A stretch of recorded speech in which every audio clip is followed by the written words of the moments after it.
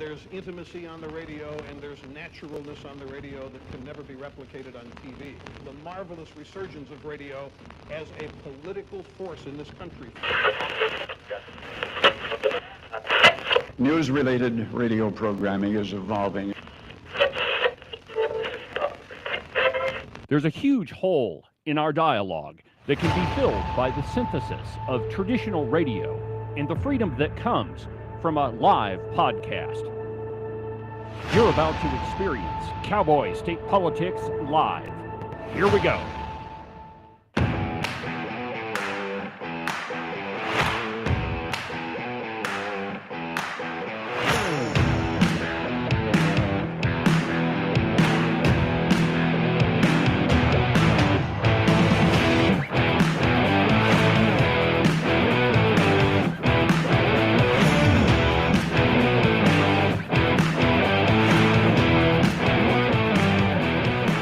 Good morning, my friends, and welcome to another Thursday installment of Cowboy State Politics Live.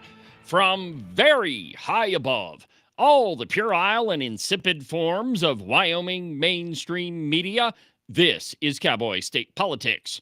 I, of course, am your illustrious host, David Iverson, firmly ensconced behind the silver Cowboy State Politics microphone and broadcasting to you from the base of the Bighorns at the Cowboy State Politics studio in Sheridan, Wyoming. Good morning, my friends, and welcome to the program. Happy Thursday. There's a ton happening right about now. Tomorrow, probably the biggest thing that's happening is my wife is going to be in the Wyo Rodeo Parade tomorrow. I know it's big news for me. It should be big news for you too. But anyways, it's rodeo weekend here in Sheridan, and it's a zoo.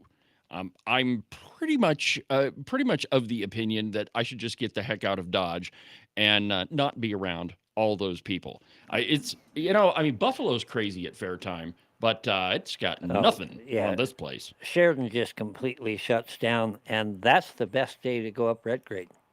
Oh, yeah. Anywhere in the mountains, I would say. When you get up there, all you got is these Campbell County cars to deal with. The triple CSers. No, we're not going to play that song on the program. But we've got lots to do today, my friends. We have an interview with U.S. Representative Harriet Hageman. Our monthly chat. It's been pretty nice being able to talk with her. Once a month, sometimes more than that. She's going to be at an event tomorrow that Aramco is putting on. They're doing a ribbon cutting at their rare earth minerals mine. Isn't that right, Ken? That's the plan, as I hear it. There are a lot of dignitaries going to be there, but maybe the most important are... Well, the most important dignitary on this show, anyway. Anyway, tomorrow, Agent 29 and I are going to go to the ribbon cutting. And, we've got the parade tomorrow. So what that means in terms of the program is we're just going to do an hour program tomorrow. Get us out of here a little bit early because it is going to be a zoo downtown. And, like I said, the lovely Christine is in the parade, and I'll be hung up by my petard if I'm not visible. Yeah, which, by the way, we should mention is going to be a zoo downtown, which is where we are. Yes, that's where the Cowboy State Politics studio is. If I were to drive tomorrow and park here, I would not be able to get out for a day. Yeah, well, and by the way, doesn't that say something about this program that started out with a crappy microphone on my kitchen table, and now we have a downtown studio. So, it just speaks to the power of Cowboy State Politics. And not to toot my own horn, but, come on. This is the most listened to conservative program. Number 32 on the top 40 on the list of podcasts you need to listen to in 2025. But we got a lot to do today. Interview with Harriet Hageman. We've got lots of videos stacked up. May not get to all of them. And you wouldn't think that this would be exciting, but there was a management audit committee yesterday that it will blow your mind. If you want to know exactly how inefficient the state of Wyoming is, this is going to tell you. And it also exposes the ineptitude of the Redcoats when they were in power. And it is a snapshot of what I am sure happens across the entirety of Wyoming government. So we've got about a 7-minute soundbite that's going to take a while to go through because we've got a little stop and start, and we're going to have Agent 29 kind of explain, some of the things that are going on. But that's going to be pretty entertaining. But we begin this morning with an update on the ICE story that I brought you yesterday, and this one's from the Blaze. 10 members of the terror cell charged with attempted murder over the ambush attack on ICE facilities. And I quote, "The terror attack on an ICE facility in Texas has led to the attempted murder charges of 10 members of an Antifa terror cell." So now we're getting more details of who these people actually were.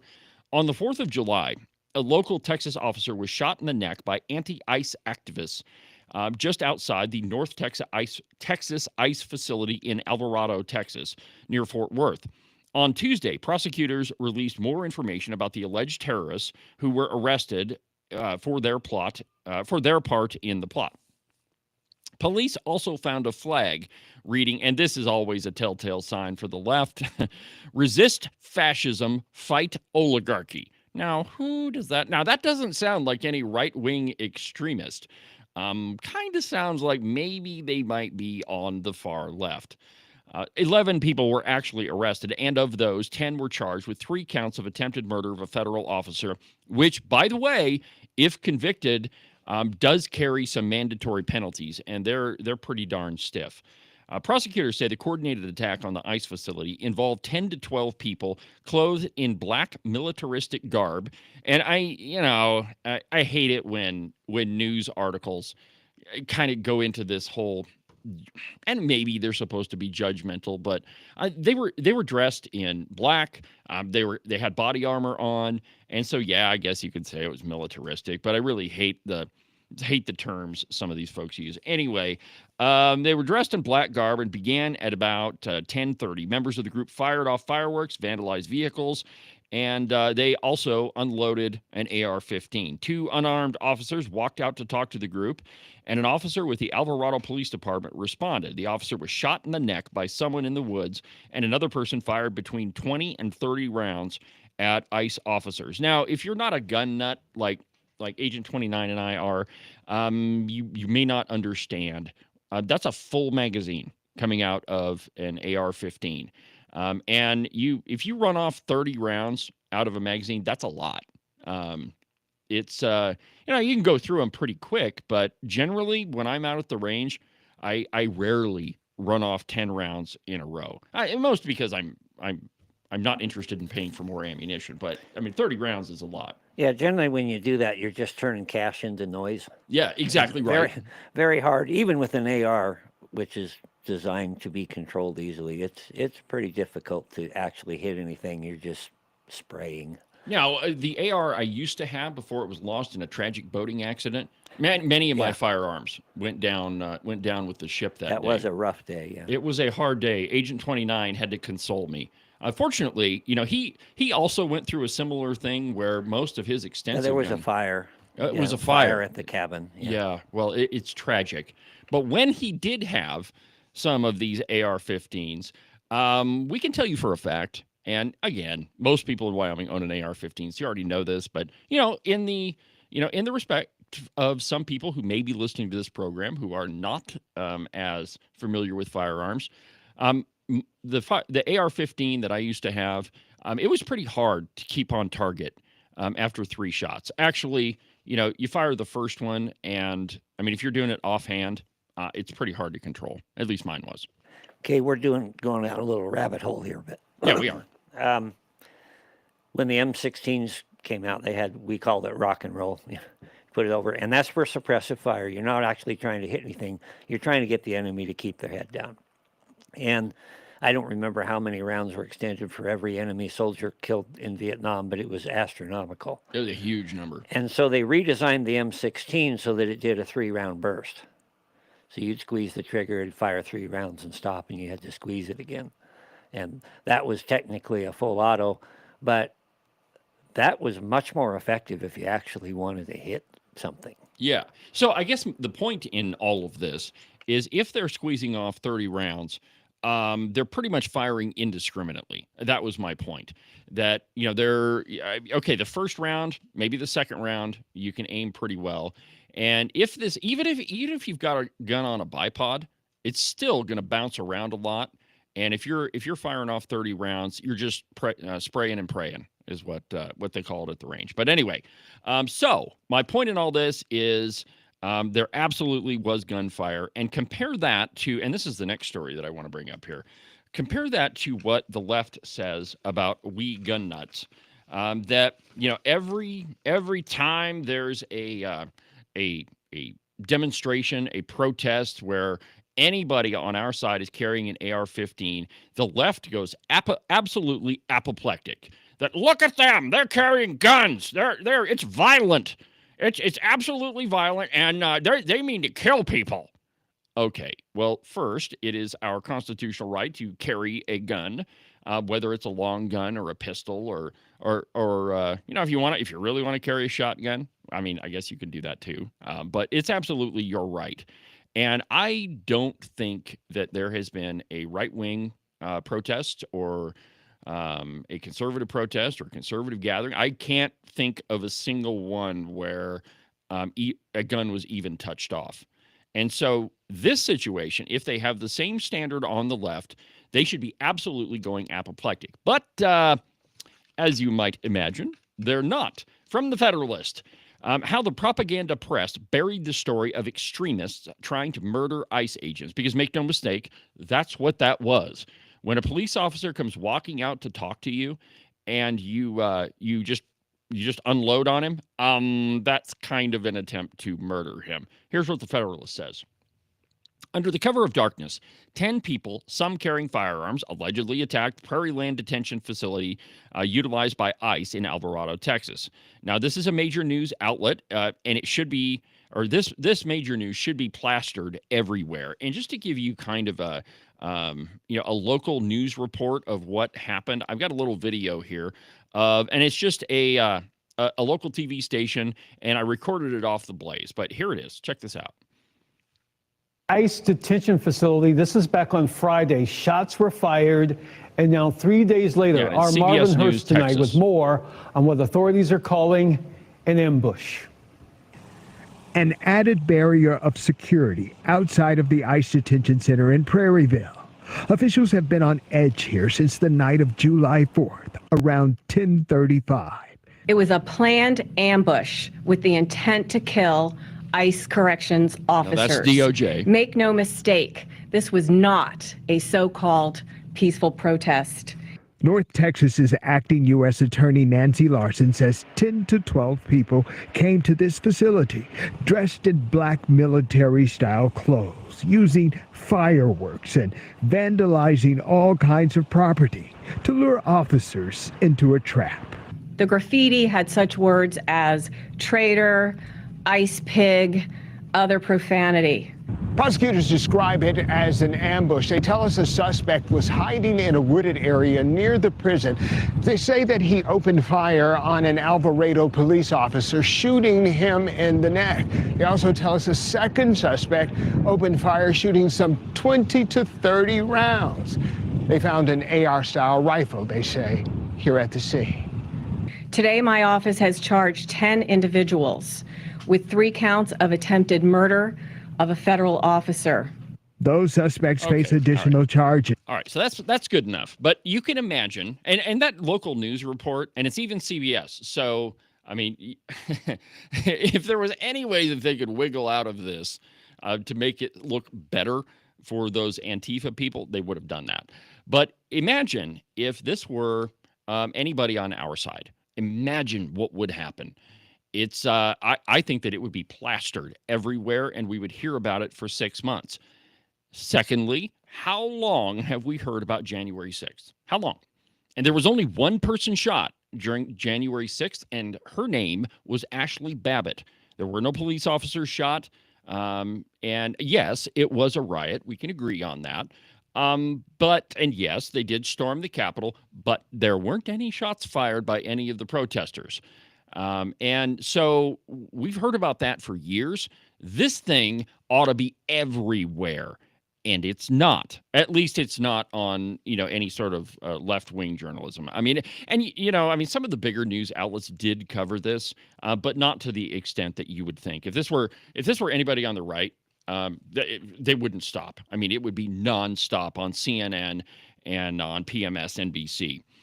So back to the piece in the Federalist. So where are all the news stories screaming about an insurrection? Missing are the deep dives into the backgrounds of the 10 charged who are named in the complaint. Cameron Arnold, also known as Autumn Hill. Yeah, you can guess who he is. Savannah Batten, Nathan Bauman, Zachary Everts, Joy Gibson, Bradford Morris, also known as Megan Morris. These aren't conservatives. You don't even have to dig into what they were doing. You just look at the names that they want to be called. Marciela Rueba, Seth Sykes, Elizabeth Soto, and Inez Soto. CBS News doesn't even mention the fact that a police officer was shot in this headline. Suspects used graffiti, and here's the headline. Suspects used graffiti, firearms, body armor, in the 4th of July ambush outside North Texas ICE facility. Now, it doesn't say that it was Antifa. It doesn't say that it was a terror cell. It doesn't say that it was an ambush that was precipitated by a trap. It doesn't say any of those things. It's just suspects used graffiti and fireworks and body armor. So, my point is that we've got to have honesty in our reporting. I mean, at the very least, we've got to have some honesty, and we're not getting it from the left-wing news. I mean, we are getting it from Fox News and Real American News and Newsmax and those outfits, but really not so much from CNN or PMSNBC. Now, I went ahead and opened up the phone lines for today, and we're going to be talking about this next. We're going to talk about this whole thing with the Management Audit Committee, and it's going to be a pretty long discussion. So if you want to be part of it, because I think that you should, the phone line here in the studio is 307-374-8989, 307-374-8989 if you want to be part of the program. And just go ahead and give me a call, because there's a lot to talk about with this whole thing. And since this was Agent 29, he so graciously brought this story. He's going to take over the majority of it. Let me just set it up for you. So yesterday, there was a legislative committee known as Management Audit, and they were talking about a bunch of the audits that were submitted from Wyoming municipalities, or I guess maybe they weren't all audits. But there were a couple of towns that they haven't really been doing anything. They haven't been doing any of their self-reporting. They haven't even turned in any of their I-9s or W-4s or anything like that. They're just kind of taking your tax dollars and doing whatever they want to with it. So it's a mess. And this sound that we're going to play for you here in just a second, it should make your head explode. But to set this all up a little bit further, Ken, why don't you tell us what's going on? You like to say that you're right 99.9%. It's true. Of the I time, am. yeah. It's documented. Yeah. Documented over 5 years. So yesterday, I made a comment, and I want to lead off with this. Let the voice speak for itself. Advocates of public education, the agencies, it seemed to me that their only argument was that you're going to destroy education if we do any sort of school choice. Could you just characterize for me what some of the... So if you didn't listen to yesterday's program, this is from yesterday. Okay, this is Ken and I talking about a very similar subject. So just a little soundbite from yesterday's program. Continue. Yes. Those committee meetings were like. I mean, just explain it to me. Yeah, I was busy trying to get a picture of the socks. Grand Dragon Satan socks. Yeah. It's not that different than any of the other agencies. They have been pretty well autonomous, being able to do whatever they want to do without much interference for so long. And now all of a sudden you have conservatives that are coming in and starting to say, wait a minute, and picking up a rock and looking into the rock and saying, what about this? What about this? What about this? And they do not like it. So it's tense. So that was yesterday morning. Yep. Within hours, I was proven Now hold on a minute, Ken. I sense a setup here. Did you know this was going to happen? Because you can't. Oh yeah, this. I had to buy off the guys from the Department of That's Audit. what and I get thought. Them to say, and you know what? If I were going to buy them off and set this up, I could not have even dreamed You of having couldn't to have come done off it. this good. You couldn't have done it any better. Yeah, this was amazing. So, what you're going to hear is Representative Rachel Rodriguez Williams, and you can hear in her voice she is absolutely shocked at the report of negligence coming out of Manderson. And so she asks a couple of gentlemen from the Department of Audit. The director of the Department of Audit is Justin Chavez, and I don't believe he says anything in the 7 minutes that we've said. But you do hear from Rich Cummings, who's the Public Funds Administrator. Wait until you hear this guy. Yeah. Wow.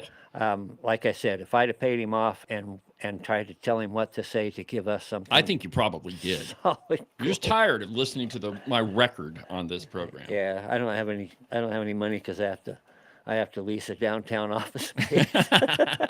Anyway, so we'll start it, and whenever, David, you want to pause it and jump in here, we'll do that because it'll be a little start and stop. So here's Rachel to kick it off.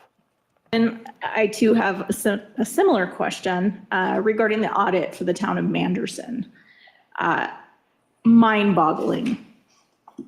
The amount of negligence. I'm just appalled by the audit. Obviously, there's some. All right, hold on.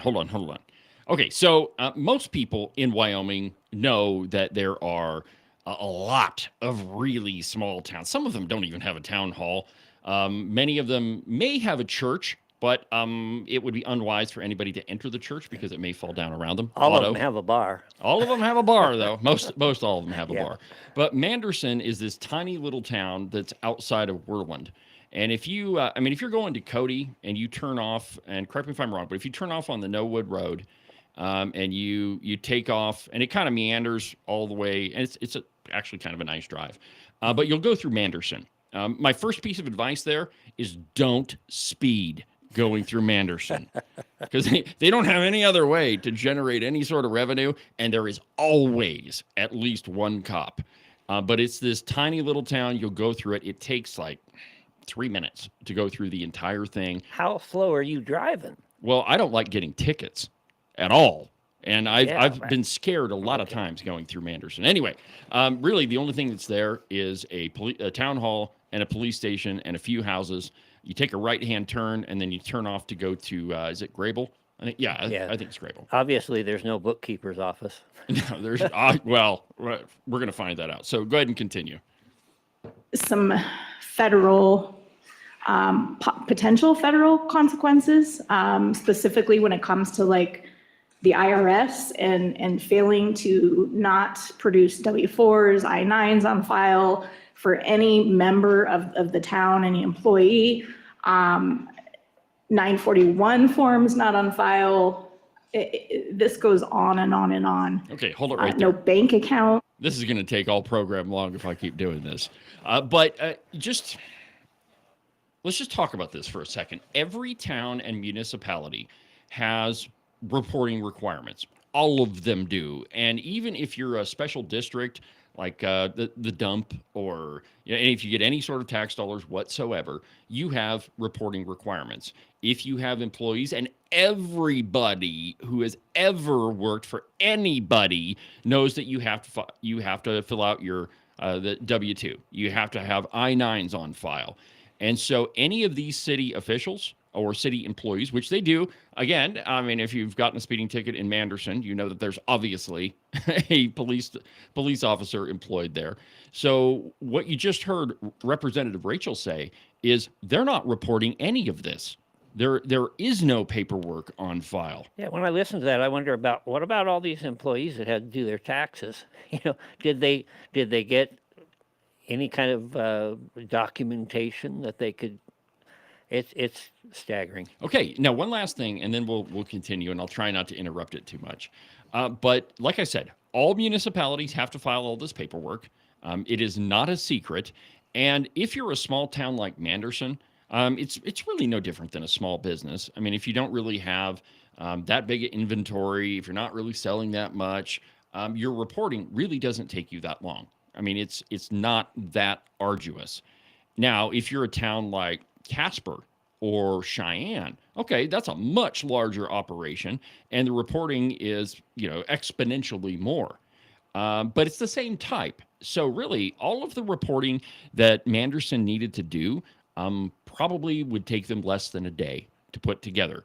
And like Representative Rachel said, they haven't done any of that. So let's continue. Yeah, before we do, though, I'm going to ask you to take just a minute. And, we were talking before the show about what an audit consists of, because I think sometimes, we hear audit and we think, IRS is going to come in and look at everything I've got. They're going to top to bottom and whatever, and then they're going to report me to the authorities or whatever.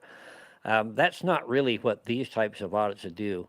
So just to kind of put it, and I ask you because you've been through one as a part of the board. So explain that if you will. Yeah, all right. So an audit is, like Ken said, we have this idea that it's like these, IRS agents in their blue jackets with the gold lettering on the back, and they're going to storm your office and rifle through everything. That's not what happens.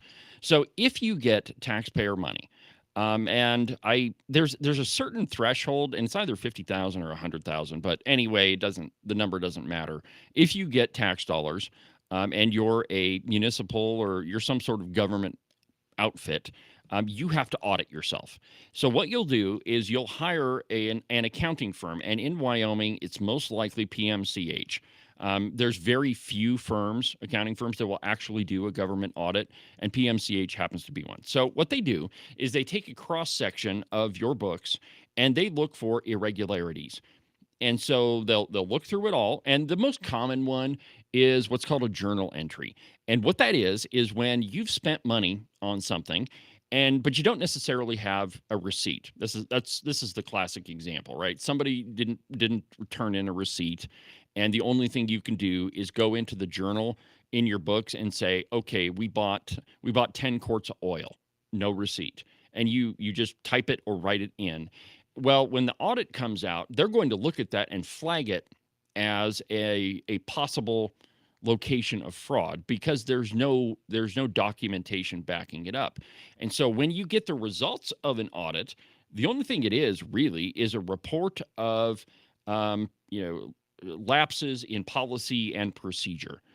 So you didn't do this right. Maybe you have the same person who is doing the deposit that is taking the cash at the door. If you're an agency like at the dump, when you take cash, maybe you're the same person that takes the cash from the customer, that puts it in the deposit bag, and then takes that deposit bag, takes it to the bank, and then you're the same person that enters all of that into QuickBooks. Well, the problem there is there's a possibility that you could fudge the books, right? If you're taking cash from customers, well, then, maybe that cash didn't make it into the cash register. And so the audit would flag that and say, look, you don't have redundant systems in place to prevent fraud. And so that would be one of the things that an audit would flag. So in the end of it, what they do is they present a report to whichever agency hired them, and then it just says you need to fix all of these things. Now, if you're a town or a county, city, or if you're a special district that gets a mill levy, you have to submit that audit to the state. And that's and correct me if I'm wrong, Ken, but that's where we're at right here. The audits from Manderson, and there's a couple of other small towns that they talk about, submitted those audits to the state, and they were just deficient. Yeah, we get notices every so often of communities or organizations that are out of compliance, and they have a couple details on it, but not much. And I have them going back for both the town of Kirby and the town of Manderson well into last year. Okay. And they may well go further because it's not my job to watch that, but I guess it kind of is. Okay, so you know what? Let's go ahead and take a break. Yeah. And then when we come back, we'll play you some more of that audio, and we'll get to the real crazy part. So let's go ahead and go to the break. Also, coming up on the program, don't miss it. At the top of the hour, we're going to play the interview with U.S. Representative Harriet Hageman. So don't go anywhere. We'll be right back.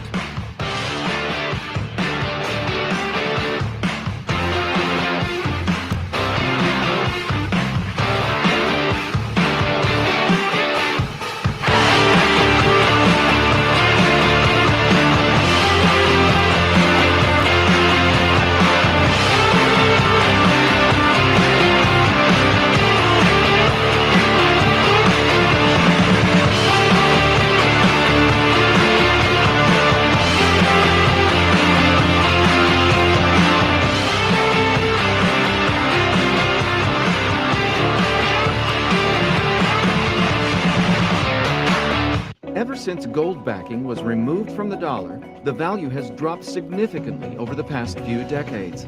Experts say this is one of the main reasons goods are more expensive and your savings are worth less each year. How would you know how many dollars to save for retirement if the valuation of the dollar changes over time? Would you work all week for that $20 gold piece? Let's look at the valuation of this coin from the 1970s to today.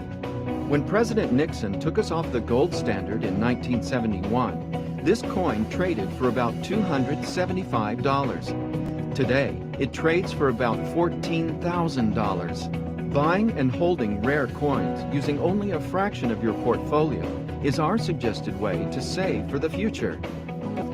Call U.S. Coin Capital at 1-800-878-2646 to get your free United States Gold and Silver Buyer's Guide. Make sure that you subscribe and follow the Cowboy State Politics podcast. You can do that from the website, cowboystatepolitics.com, or anywhere that you get your podcasts. That way, you'll make sure that you won't miss a single episode of Cowboy State Politics. Welcome to Lessons in Civility by Morton Buildings. Gentlemen, is your garage completely jam-packed full of all of your unnecessary crap?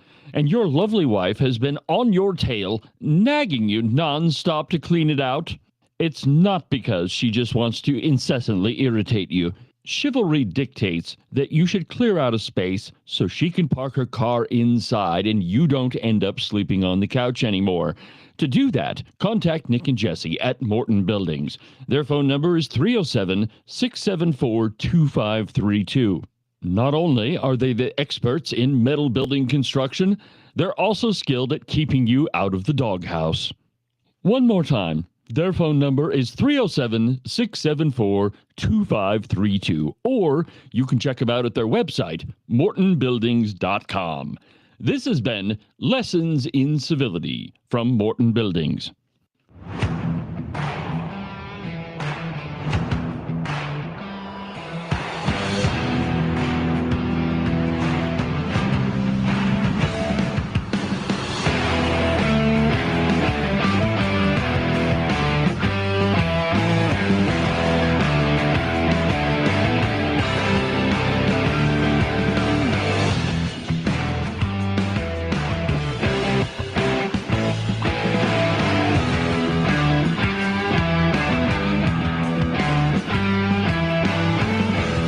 Welcome back to the program, my friends. David Iverson, Cowboy State Politics Live, Wyoming's most listened to conservative program.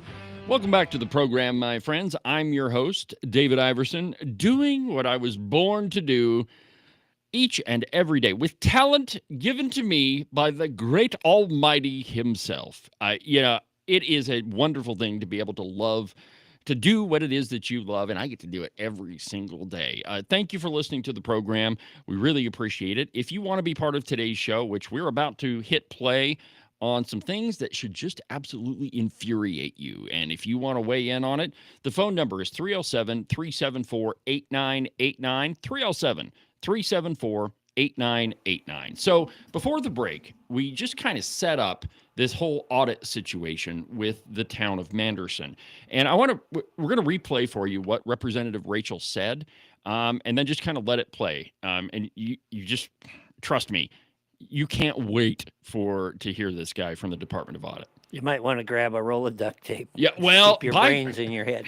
I have a bone to pick with you, Agent 29. You're supposed to keep me straight here, and I don't see a stack of rolls of duct tape. I do have plastic spread around, so well, I mean, that was wise. That was absolutely wise. But anyway, here we go. Here we go. And I too have a similar question regarding the audit for the town of Manderson. Mind-boggling. The amount of negligence. I'm just appalled by the audit. Obviously, there's some federal, potential federal consequences, specifically when it comes to like the IRS and failing to not produce W-4s, I-9s on file for any member of the town, any employee, 941 forms not on file. This goes on and on and on. No bank accounts, That's the part that copies gets me. of bank account statements. It's a big wow. I mean, you can go through this audit and just highlight. And there's some major concerns because we're funding this town to operate, and there's a severe amount of negligence occurring. So there's a letter at the end of this audit that was written to your agency in May, it looks like. What type of time frame is given to get their affairs in order to comply? And then my second question is what does interaction look like between your office and these federal agencies that might hold this town liable for some of these violations? Mr. Cummings? Mr. Chairman, Representative Williams, okay, there was a lot of questions there. I felt like that, so I have to, so I'll try and take them one at a time. So again, How else are you going to take the our questions? audits are mostly just informational to the governing body that we're conducting the audit of, and Wait for it. we generally, I mean, you know, the old adage, you know, hey, we're with the government, we're here to help. That's kind of the joke. I mean, it's a joke in some aspects, but truly that's what public funds really is, the type of audits that we go out and we do. Stop. Did you hear what he said? You've heard the old adage, we're from the government and we're here to help. Well, it's kind of a joke, but that's really what this is. He's from the Department of Audit, and he admits that what we're doing is a complete joke. Well, I do have lots of things to say about it, but go ahead, Ken. Yes, it's pretty hard to get past that. I remember seeing a movie one time, and some guy walks out of an office building and goes to his car, and there's a parking ticket under the windshield wiper, and he pulls it out. He gets inside, he opens the glove box, and about 30 similar parking tickets just come cascading out and drop on the ground, and he throws it in the pile and goes on. That's what we're looking at here. We do these audits, we go through the motions, and nobody ever seems to care. Nobody ever goes back and fixes anything. It just is what it is. And do you want to know why? Because our department, I don't even know if this is where you wanted to talk about this. I don't want to know why. But this is where it's happening. We do have a state auditor. Her name is Christy Racinas. I really like her. I wish that she would be more conservative on the SLIB board, but I'm, I guess for what she is, what her job is, she does a good job. But she's the state auditor, but she doesn't audit anything. There is not a single thing that the state auditor audits. Really, what she is a comptroller. She's a glorified payroll clerk, and if you ask her, she'll tell you the exact same thing. So the state auditor, they don't do anything like that. But we do have a Department of Audit, and guess what they only audit? It's not what we spend, it's what we bring in. That's really the only thing that they care about, is getting every single dime that the state of Wyoming is entitled to. And they don't really audit any of the expenditures at all. I mean, and if you sit down in the legislature, and Ken, you're down there on the floor, I sit on the top of the fishbowl. Ken gets to sit at the bottom where all the bottom feeders are. I get to sit by Tom Kelly. He's not a bottom feeder, but Harshman definitely is. I guess you sit away from him a ways, but when you can. But you guys spend crazy amounts of money. And you've heard me say this on the program before, that for people like me, not in elective office, I kind of think that $5,000 is a lot of money. I don't have $5,000 to throw around anywhere. Well, when you get to Cheyenne, $5,000 is peanuts. And I tend to think that $1 million is a lot of money. $5 million gets to be treated like peanuts. Yeah, and eventually you start thinking, well, it's only $10 million, it's only $20 million. And when you're in the position that you are on the Appropriations Committee, sometimes $100 million is peanuts. I mean, it's a slightly larger bag of peanuts. Yeah, big peanuts. but you get to a point where like the money doesn't. It's almost like it doesn't matter. Well, the truth is, when it comes to audits, the state of Wyoming really doesn't care how it's spent, and this is absolutely evidence of it.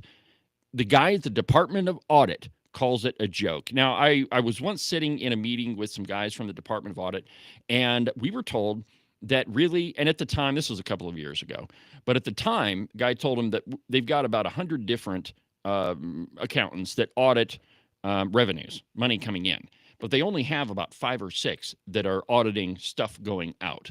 Now, think about the size of the Wyoming government. You know, the state, counties, cities. I mean, we're going through, well, the budget was $11.5 billion last year, and there's only like 6 people watching that. And you can tell from, and we're going to play the rest of or more of what this guy says. They're not really watching anything anyway. Go ahead and play it, Ken. We generally, I mean, the old adage, hey, we're with the government, we're here to help. That's kind of the joke. I mean, it's a joke in some aspects, but truly that's what public funds really is, the type of audits that we go out and we do. We're really out there to just go out, take a look at their situation and give them a report as to what it looks like. We really don't do anything. When the situation like the town of Manderson, the way it looked there, we consulted, do you want to go? Yeah, we consulted the Department of DCI, criminal investigation, because we had concerns with the fact that exactly what you were saying there.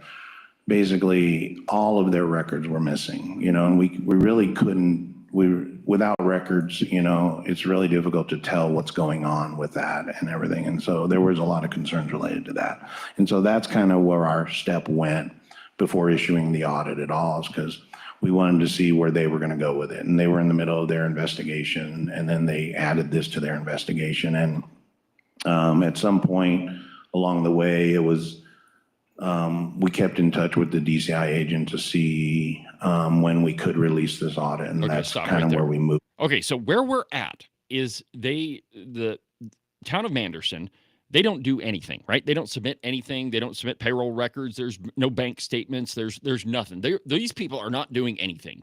They're taking your tax dollars and spending it wherever they want, and nobody is keeping any receipts. And the only thing they're really doing is writing speeding tickets for people who are dumb enough to try to rip through that town.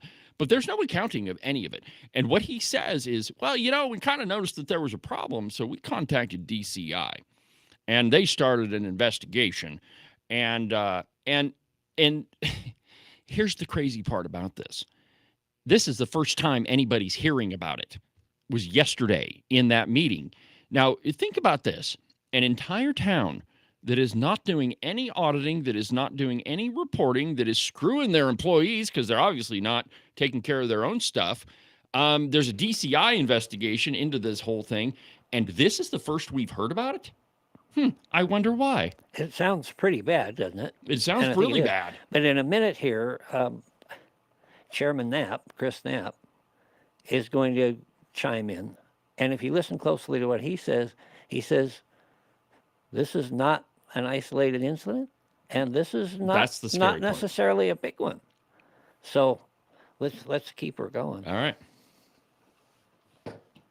From there, as far as where the investigation is going, we're not clear as to where that sits at this point in time. As far as federal agencies, we didn't necessarily audit this information in determining whether or not what effects it would have had with a federal agency and things like that. And so we just have the report out for publish just so entities are aware of it. Okay, so stop.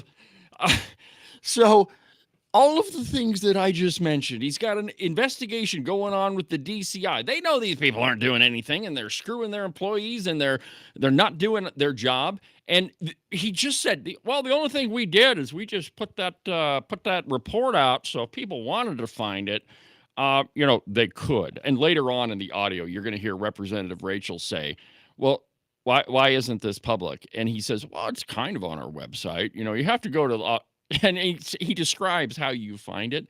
But I don't even, there's so much frustration that I have right now with it. This is the level of incompetence here. And we're not just talking about the town of Manderson. We're talking about the Department of Audit, that there's obviously a problem here. It's people screwed up really, really bad. It's his job to point it out, and he's not doing anything. When Mr. Cummings starts after Rachel asks her questions, he doesn't know what to say. No. It's like he was totally unprepared for anybody to bring a question to this, which tells you exactly what I said yesterday. Nobody ever looks.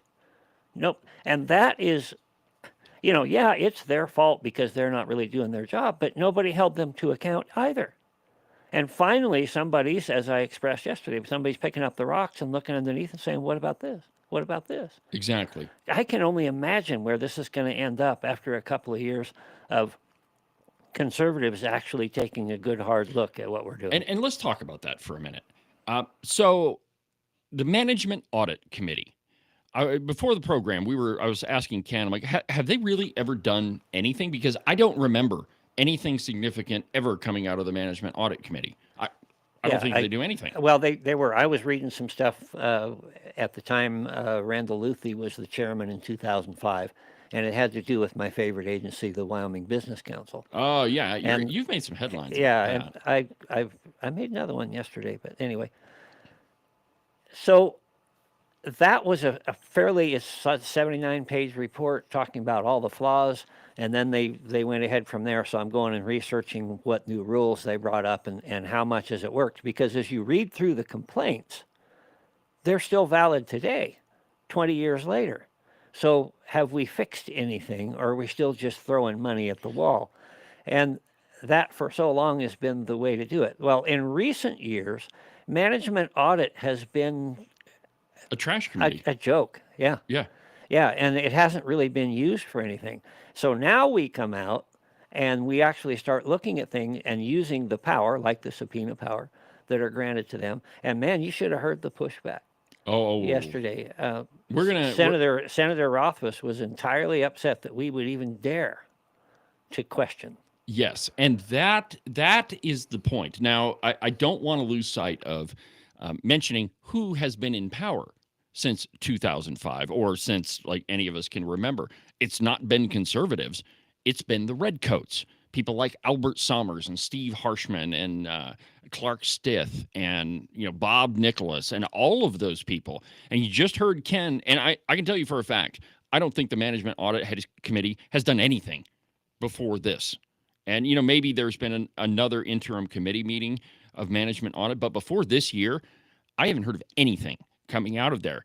And at one point, the legislature actually talked about doing away with the Management Audit Committee because they weren't doing anything with it. I mean, it was just one of those committees out there that you get appointed to and you really don't even have a meeting. And, maybe you just go and have a sandwich and a cup of coffee, but that's about it. So we can't lose sight of who has been in charge and has had the ability to get answers on all of these things, and who hasn't done anything with it. It's the redcoats: Steve Harshman, Albert Sommers, Clark Stith, Bob Nicholas. Throw Cyrus Western in there too.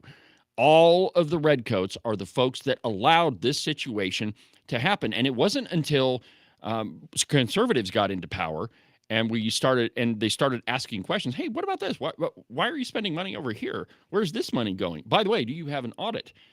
And here's the irony. And the left always tries to set things up for themselves ahead of time.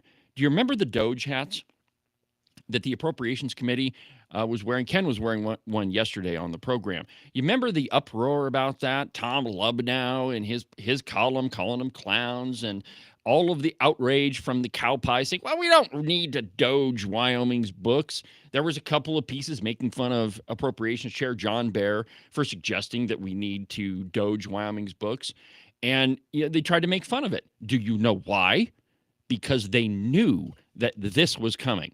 Because they knew that conservatives were going to kick over enough rocks and find that they haven't been doing, that they, being the redcoats, the people that have been in charge for 50 years, haven't been managing your money. That's why all of that happened.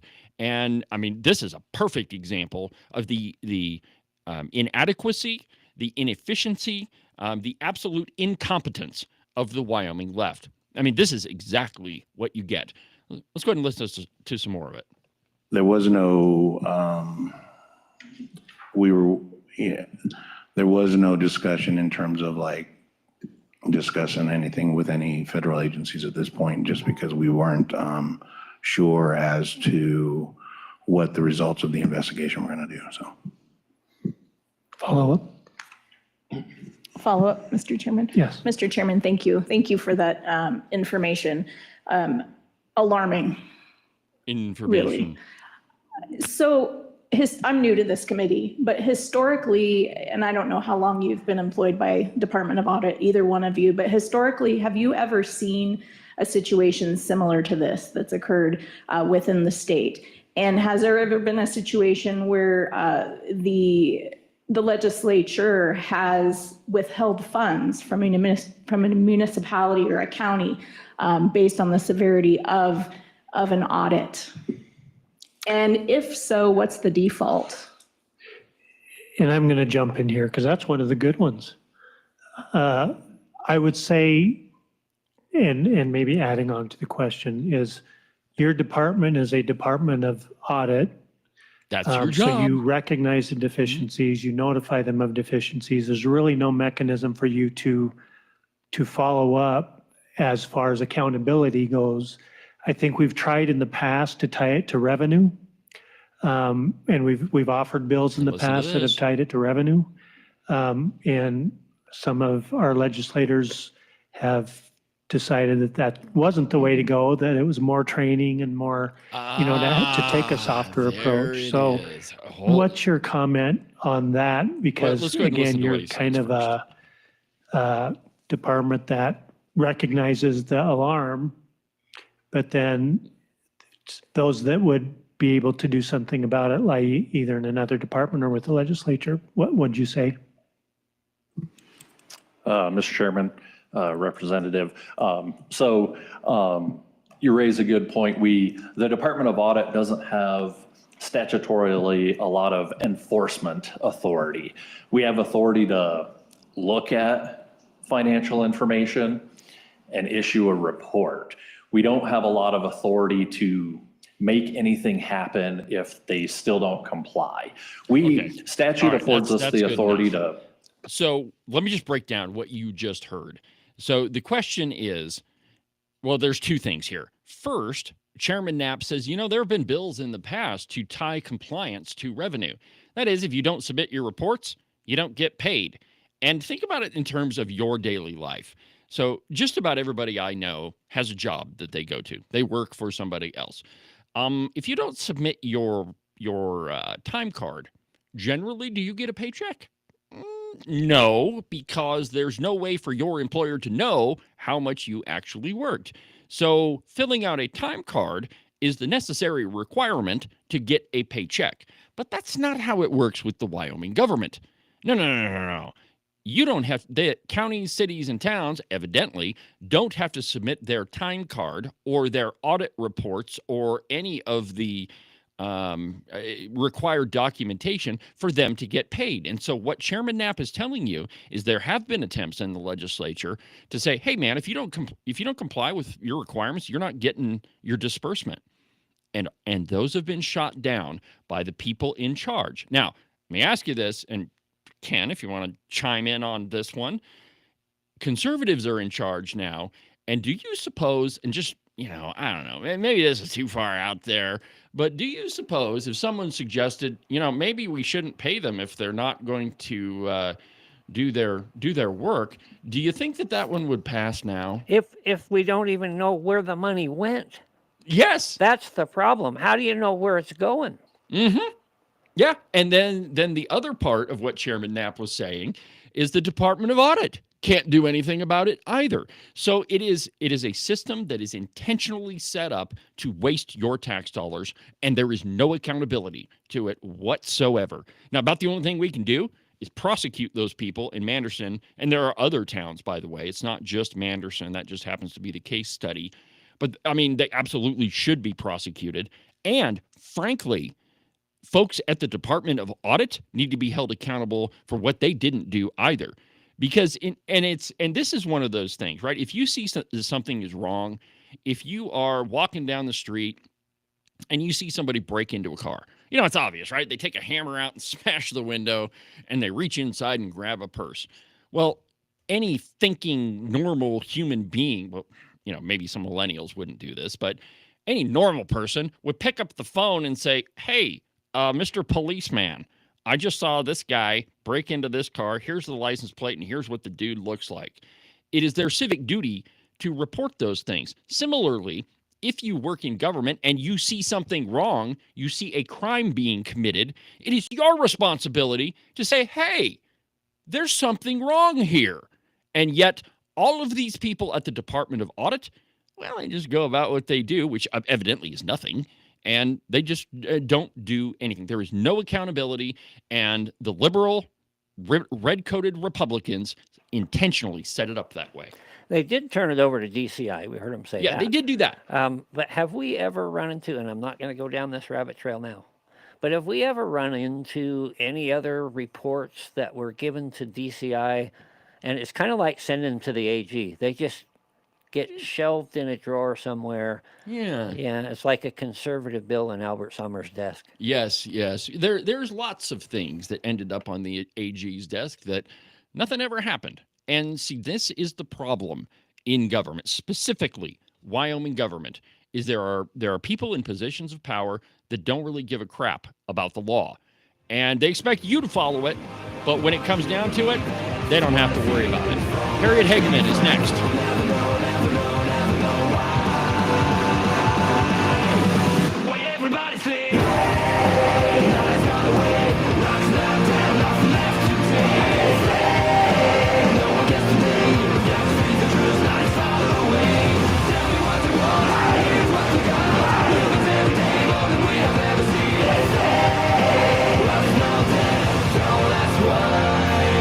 It's spring-ish in Wyoming. Well, what that means for the uninitiated is that it's going to be 70 degrees one day and then snow 1.5 feet the next. And really, if you don't like those two options, just wait a little bit. The weather will change. I know, it sounds a little stressful, but really you should put your mind at ease and buy a pair of socks from the Buffalo Wool Company. They'll keep you warm and dry even on the nastiest, coldest spring-ish day, and they'll keep you cool and dry even when it's 75 and sunny. To get you a pair, go to their website, thebuffalowoolco.com. Trust me, you're not going to be disappointed. Are you one of those guys that listen to the president just a little bit too closely, and now you're tired of winning? Are you getting the feeling that there's been way too many good things happening in our country and you just can't take it anymore? Well, if you are, and you think you should follow Rosie O'Donnell's example and get the heck out of Dodge, you need to call Rebecca Bextel at eXp Realty. She'll make those foreign country living ideas a reality for you. All you have to do is call 307-699-3519, and she'll make sure some freedom-loving, red-blooded American will now live in the home that you no longer want. If you want to sell your house, or if you want to buy one that's way better than the house you have right now, give Rebecca a call. Again, her phone number is 307-699-3519. I've never felt the freedom like I do. I feel stronger every day, don't you? Well, I can show you how. A new day, a new way. Watch out, I'm only gonna get stronger. A new day, a new way. Watch out, I'm only gonna get stronger. A new day, a new way. Watch out, I'm only gonna get stronger. A new day, a new way. Watch out, I'm only gonna get stronger. I've never felt the freedom like I do. I feel stronger every day. I'm only gonna get stronger. Cowboy state politics is only getting bigger. This program is expanding at a rate that I don't even think probably Stephen Hawking could figure it out, but it's much bigger than any other Wyoming podcast.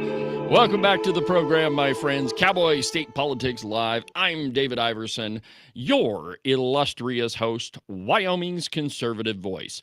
Welcome back to the program, my friends. If you want to be part of today's show, the phone number in the studio is 307-374-8989. If you want to weigh in on the really shocking audio that we played during the first hour of the program about the Department of Audit. You don't think of the terms Department of Audit and think that that's going to be any fun at all. But that was a large time. I really enjoyed that segment simply because it shows the absolute ineptitude of the Redcoats. They've been in power for a really long time, and the direct result of their leadership is the town of Manderson, is the town of Kirby, is probably Buffalo, Wyoming, Johnson County. They are one of the people that had screwed up audits too, which, by the way, a Wyoming judge threw out of court. But anyway, this is a big issue, and if you want to know where your tax dollars are going, you can't tell if it's Manderson or Kirby or some of these other places because nobody's being held accountable. Well, yesterday on the program, we had an opportunity to talk to Representative Harriet Hageman. This is becoming a monthly thing on the program. I think it's great, and we just get a monthly update of what's happening, and I really appreciate Harriet for making the time for us. So she wasn't able to do a video interview this time, so this one, we just have Harriet on the phone. But here's our discussion from yesterday. Joining us back on the program is U.S. Representative Harriet Hageman. Good morning, Harriet. How are you this morning? Good morning, David. I'm wonderful. I'm in Wyoming. Oh, right on. You're not in the swamp anymore. How long of a trip do you have out here? I will be here until Sunday. Oh, right on. Well, there's a couple of items that I've been dying to talk to you about. The first one being just what your overall impression of Trump's big, not so beautiful bill anymore is. It amazes me that the Democrats have to remove one word out of the title. But what's your overall picture of it? It's a good bill for the state of Wyoming and for the country. It's going to prevent a 22% increase in taxes across the board. There are huge incentives in there and opportunities in there for additional energy development in the state of Wyoming. It requires that we actually start better managing our national forests, which is going to be helping some of our logging companies right here in Wyoming. It provides certainty in terms of logging. There are a whole variety of things. The immigration side of it is absolute. The Senate and the parliamentarian left our immigration bill that came out of the Judiciary Committee. H.R. 2 was what it was in the last session. They left it largely intact. And so we are the people who are using our immigration system are going to now start paying for it rather than having that entire burden borne by the American tax-paying public. We actually, we're going to be investing $170 billion in border security, additional ICE agents, the border wall, more technology. I mean, across the board, the tax, the energy, and the immigration reform and border security reform, those three items alone were well worth voting for. Okay, great.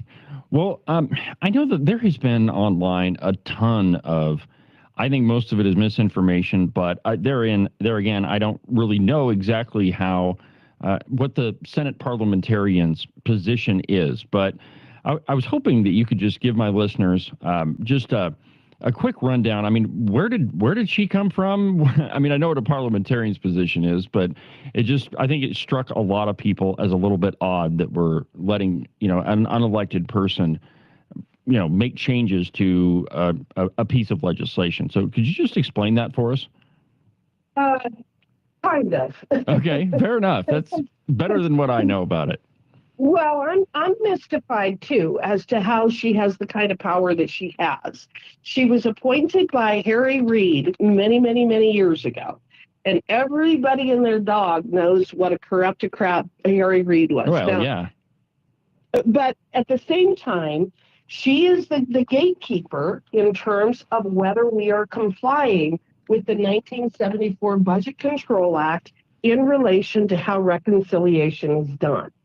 And that's just the rules. So the reconciliation is a very unusual type of process that we get to use when we have the House, the Senate, and the presidency, and it allows us to do budget items, not policy, pure budget, pure spending and revenue generating items through a process that we only need to have 51 votes in the Senate rather than 60. So it's not subject to the filibuster.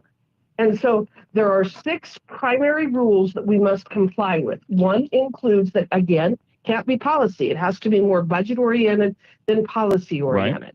The other thing is we can't touch Social Security. So there was a lot of misinformation out there about how we're gutting Social Security and Medicare for seniors. Absolutely untrue. In fact, the only area where we touched Social Security was to give an additional tax break to seniors.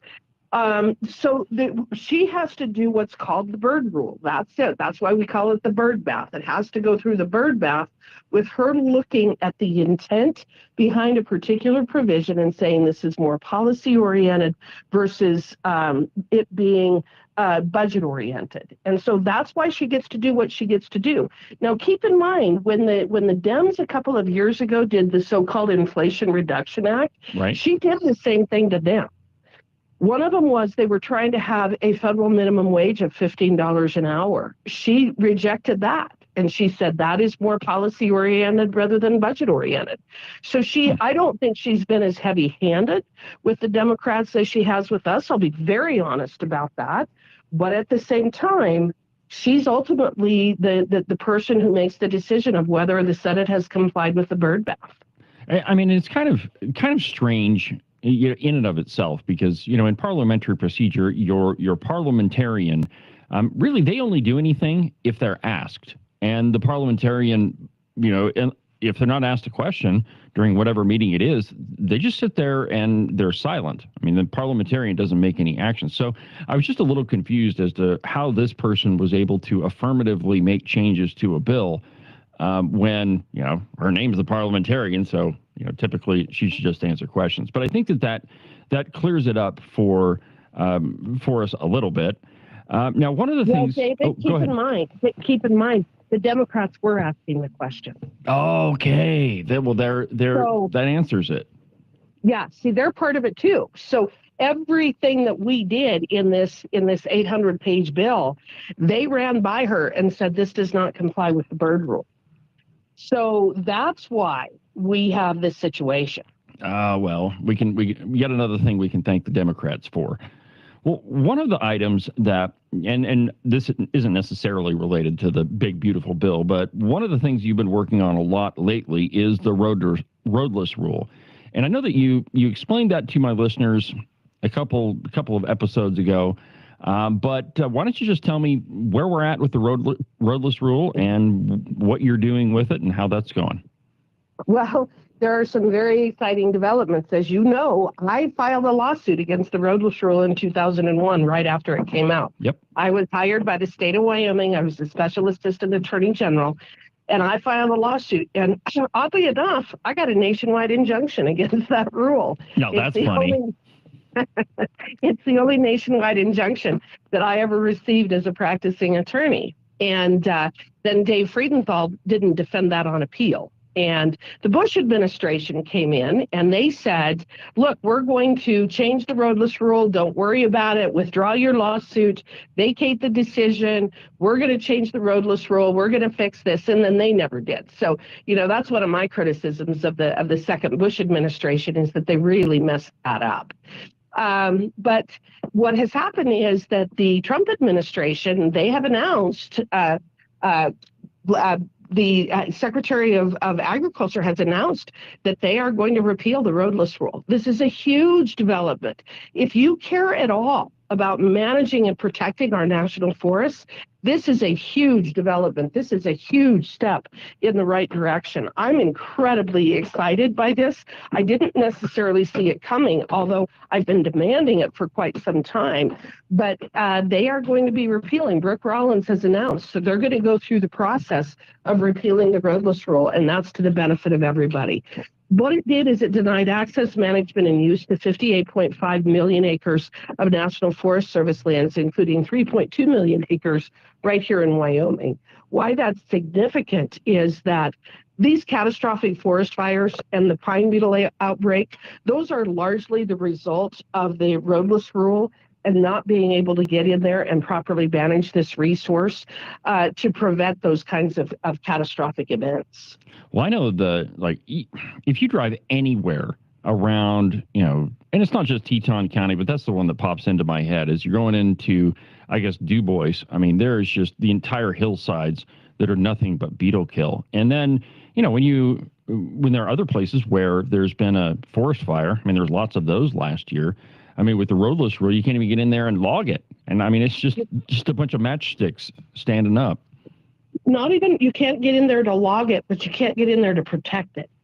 So one of the things, I just went to a trade trip, and I went to Japan, and we met with it was a natural resource committee. So we were meeting with their natural resource folks over there. They have they have dramatically reduced the incidence of forest fires in Japan by doing what? By building roads and logging. Weird. And it's weird. Yeah, exactly. So we know that it works. I mean, it really does work. Active management works. And that's what we need to do. Now, should there be wilderness areas? Sure. Should there be roadless areas? Sure. But not of this magnitude. And what they did with that rule was they essentially created a situation where it was such an enormous area, and they never took into consideration the individual needs of those particular areas. I've got one more item on my list that I'm dying to know what you think of.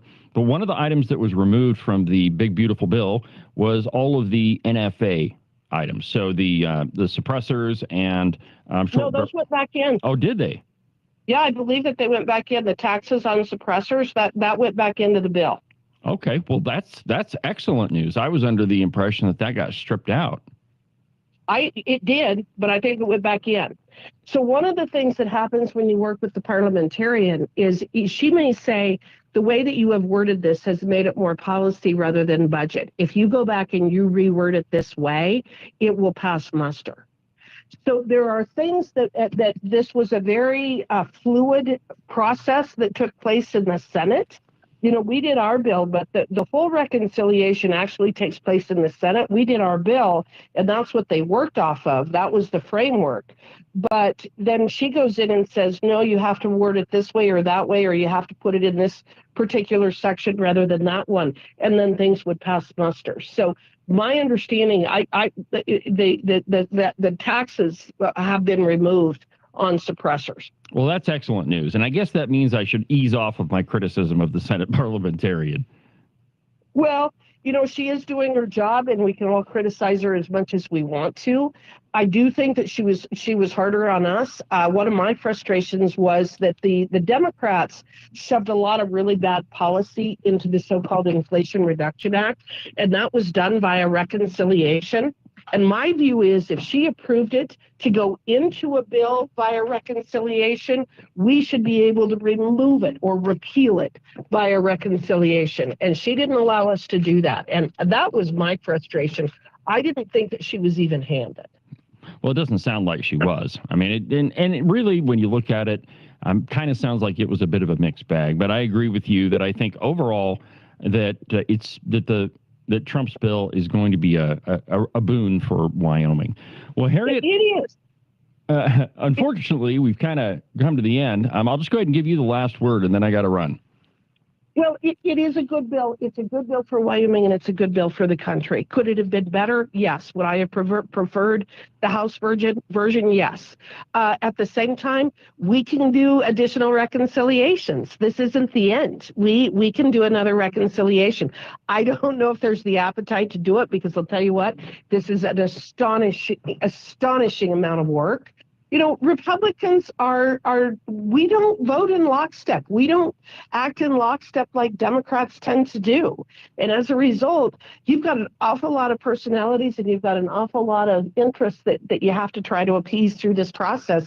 It just is the way that our legislation works. And I think people need to understand that our republic, the way that we govern, yeah, it's messy and it can be difficult and hard and all of those things. It's still the best process and the best procedure of any in the entire world, and we have more freedoms and liberties as a result. You're absolutely right. I don't remember who said it, but maybe it was Benjamin Franklin, but this is the worst possible form of government, but it's better than all the others. That's exactly right. Well, Harriet, I appreciate you taking the time to visit with me this morning. And as you all already know, you're welcome here anytime you like. Thanks, David. All right, have a good afternoon. So there's my discussion with Harriet Hageman from yesterday. A couple of corrections. I was a little bit I was a little unsure about the NFA items, so I did a little bit of research on that, and I'll tell you about that in just a second. But let's go ahead and talk to our friend Jerry Jackson in Rock Springs. Jerry, how you doing this morning, my friend? I'm doing really good. We got about a 30-minute drizzle this morning, and it cooled things off and got things a little bit wet, but I'm doing great. Hey, I'll trade you. It was 102 degrees here yesterday. Felt like it was burning my face off. We got up to 90 yesterday, and that was hot. Well, still down there around the Red Desert, man, like 90 degrees could feel like 120. So, Jerry, what's on your mind this morning, man? You want to talk about this audit situation or the NFA items, or what you got? Those two I want to make a point on. The first one is I was balancing my checkbook while listening to this morning. How ironic. And I think everybody needs to listen to that while they balance their checkbook, because I made a $14 mistake, and I'm still upset about it because I just had all these dreads of how far back I had to go to find a $14 mistake. Well, it was simple. I just didn't check it off on my statement. And that made it easy because I found 14 and, but this is outrageous what the state is doing. This is, someone needs to be fired. Oh, I think I would go much farther than that, Jerry. I think somebody needs to be arrested and prosecuted. Well, that is on my mind too, but they need to fire them right now. Yes, absolutely. And here's the thing that, and I hope this came out clear during the segment. This is not an isolated incident. It's how the entire Department of Audit functions. And really, it's the fault of the legislature, those people who were in power in the legislature too, because they didn't do anything with it either. Well, they don't seem to care. Nope. They don't seem to care. And this right here, I'm getting to the age that I worry about what I leave, the problems I leave for my wife and family. So I'm real critical on, finances and stuff. And I make it real clear in my books and, everything that I take care of. And here, I'm worried about a $14 mistake, and they don't care about me at all. No. Well, and here's the irony. Like when I was listening to what you had to say, Jerry, what I thought was all of those people in the legislature, maybe some of them are wealthy and they don't have to worry about it, but almost all of them have to balance their own checkbook. They have to run their house just like you and I do. And then they go down to Cheyenne and then they throw all that out the window, and it's obvious that they don't give a crap about our money or where it's going or anything about it. Jerry, this is Agent 29, and I'm listening to what you had to say, and I appreciate your comments. And you said several times, they just don't care. Well, let me tell you, there's a new sheriff in town. Yeah, I think that's obvious. Yeah, and we can't give up, man. I mean, and I've meant to call in the last few shows also, but you've put out so much good information, I didn't want to interrupt. Well, I appreciate it. You're welcome here anytime you want, Jerry. I was just going to say you were too busy balancing your own checkbooks, so you didn't have time to call in. And interestingly enough, I noticed that on my screen, you wanted to talk about the NFA items from the Harriet interview. And right before you called, I was about to correct a little bit about what she had to say. But go ahead and tell me what you thought about that part of the interview. Okay, the NFA was added back, and I listened to all that. But what they did is they took the $200 away to register the suppressor. Exactly. But you still have to fill out the form, which makes you having to register your weapon. Exactly. That is precisely what I was going to point out. And here's the thing. And again, like I said, after that interview, I went and did quite a bit of research on what actually happened. And the truth is, the only thing they did was lessen the burden, right? You don't have to pay $200, but you still have to get a tax stamp. You still have to register it. You still have to wait for it. So, all right, they gave us a break on the fee, but that's about all they did. Yeah, I'd just soon pay them $200 to not have to register myself. Well, yeah. I think you're right on that. Okay, that's the two main things, and like I say, I really appreciate your show, and that really hit home this morning. And I think everybody, this should come up. They should post this on their Facebook or ever what, and every time they do their checkbook, they need to listen to that program. Well, thank you very much, Jerry. You have a good day, my friend, and God bless the Republic. All right, my friends, welcome back to the program. Jerry is exactly right, and I really appreciate what he had to say, that, hey, he was balancing his checkbook while listening to that, and I think the sentiment that he has is entirely warranted, that most of the people in Cheyenne, well, and I shouldn't say most anymore, because the conservatives are in charge of the House of Representatives, but how about this? How about we say a lot of the people in Cheyenne, they don't give a crap about where your money goes. Now, fortunately, there are some folks in the House and on the Management Audit Committee that obviously they do. And I really hope that they don't just do this committee meeting, drop it, and then go on. Look, we did our work, we're done. Yeah, I really hope that that's not the case. Well, we haven't done one of my favorite segments in a while, so let's do that. That's great.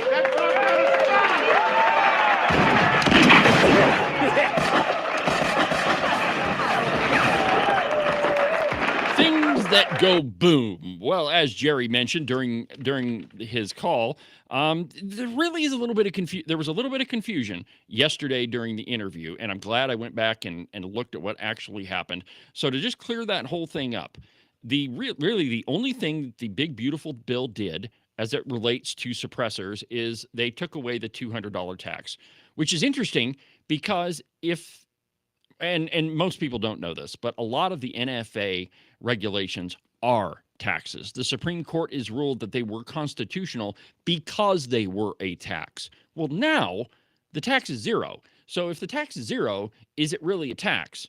And if it's really not a tax because you're not charging anybody, then why is it in the tax code? Because it's not a tax if you don't have to pay for it. So, So now it's just unconstitutional. Absolutely it is. And that's where I'm going with it. And I was told yesterday that Gun Owners of America has already filed a lawsuit on this. And in fact, Mark Jones, one of the national directors for Gun Owners of America, told me yesterday that the minute that bill was signed, they filed the lawsuit. And that is essentially what their argument is, that, hey, it can't be a tax if you're not being taxed for it, which, I mean, this is the craziness about our system, that it is so screwed up, and I could use a different word there because that's how I'm feeling this morning. I'm absolutely feeling like Jerry from Rock Springs. So I found another piece here, and this is a great example of how our gun laws, the laws that we already have, really do work. And I quote from CBS News: the DOJ has accused two people of selling Ryan Routh the rifle allegedly used in his Trump assassination report. So you see, we have laws against selling illegal firearms, and we have laws against filing the serial number off of guns. And if they're enforced, they actually work. To the piece. The Department of Justice has accused two people of selling Ryan Routh the gun that he allegedly used to try to kill President Trump at his Florida golf club last year. Two defendants, Tina Brown Cooper and Ronnie J. Oxendine have pleaded guilty to gun-related charges in federal court after being indicted in March and arrested in April. Cooper pleaded guilty to firearm trafficking on Monday, and Oxendine pleaded guilty last month to possessing an unregistered firearm, which, by the way, I think that's absolutely unconstitutional. But that is one of our laws, and, this whole segment is today anyway, is if you just enforce the laws that we have, we're fine. In court papers filed in both cases as part of the plea agreements, the Justice Department said the two sold Routh a Chinese-made SKS rifle in August, with Cooper allegedly acting as a middleman in a sale between Routh and Oxendine. Now, there is nothing illegal about selling a firearm between two people who can legally possess a firearm. There's no paperwork or nothing. Agent 29 can sell me his prized .41 Magnum. Not that I would pay him the price that he would want for it. But he won't. But he probably won't. But there's no paperwork involved, and you don't have to worry about it. There's nothing illegal about that, so long as the gun is legal and the party buying the gun can legally possess it. Let's see here. Law enforcement said Cooper worked for Oxendine at the time of the sale for a roofing company in Greensboro, North Carolina. Federal prosecutors alleged that Cooper, Routh, and Oxendine met at the roofing company's headquarters, where Routh paid Oxendine $350 cash for the SKS and $100 to Cooper for helping arrange the sale. About 6 weeks later, Routh was allegedly found with the SKS outside of Trump's golf course. And let me just see here. There's the part where he really... somewhere in this piece, and I can't seem to find it right now, but I read it this morning.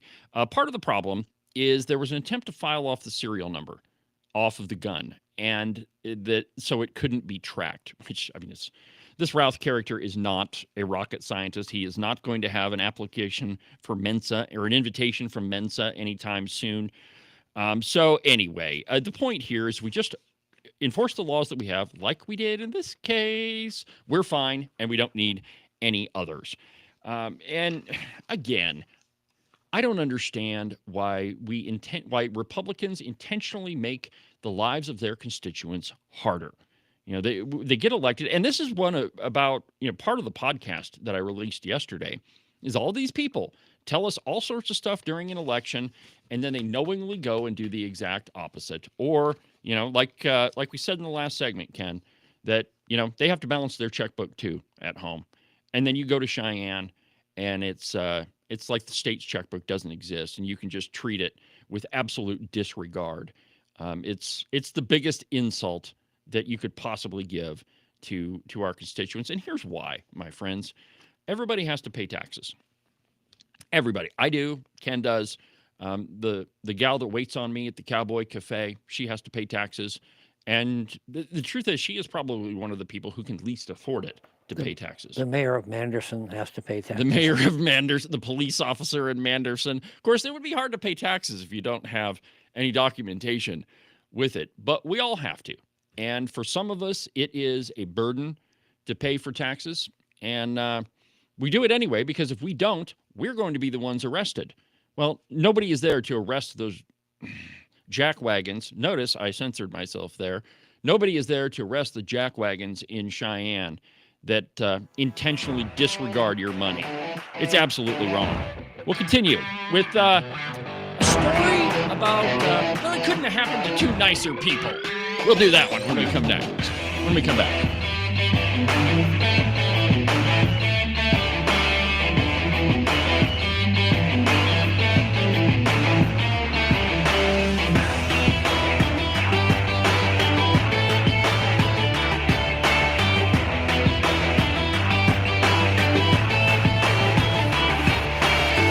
Are you tired of all the meaningless political drivel floating around right now? Endless commentary that really doesn't have anything backing it up?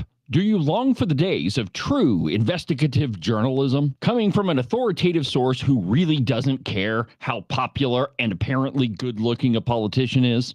Fortunately for you, that's what I do on Cowboy State Politics. New episodes are published every Monday, Wednesday, and Saturday, and you can get them anywhere that you get your podcasts. iHeartRadio, iTunes, TuneIn, really any of them will work. But the easiest way is just to go to the website, cowboystatepolitics.com. There, you can find all of the shows, as well as any of the articles I might bring up during the course of the program. Cowboy State Politics Live, the program you're listening to right now, is broadcast every Tuesday through Friday, beginning at 8 a.m.